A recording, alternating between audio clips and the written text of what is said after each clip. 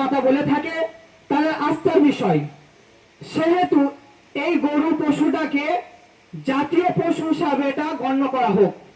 যেমন জাতীয় বাঘ, যেমন ময়ূরকে বলা হয়, ওই রকম এটা জাতীয় পশু করা হোক, যাতে এটা কোনো ব্যক্তি যেন না এটাকে জবাই করুক বা বলি না দিতে পারে।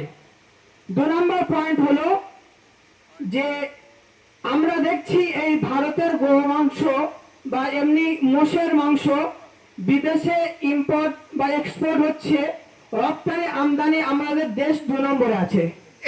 আমরা চাই যে এই দেশের গো মাতা, এই গরুটা কোনো ভিন দেশেও না জানা যায়, দেশের মধ্যে থাকবে। যাদের আস্থা গোমাতা তারা এটা দেখভাল করবে এবং সরকারও চাইলে সেটা গোমাতা করতে পারে, কিন্তু এটা দেশের গোমাতাগুলো বিদেশে না যেন পাচার হয়।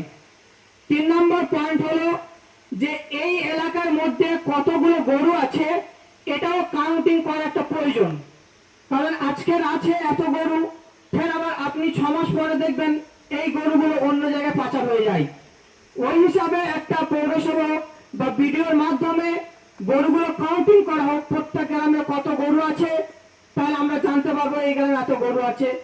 সেটা এটা আমাদের দেখার বিষয়। এই বলে আমার বক্তব্য শেষ করলাম এবং সমস্তকে শ্রদ্ধা, সালাম, ভক্তি বলে প্রত্যেকের অগ্রিম ঈদ মোবারক জানাই, ঈদ উল জুমার শুভেচ্ছা জানিয়ে এই বলে আমার বক্তব্য শেষ করলাম।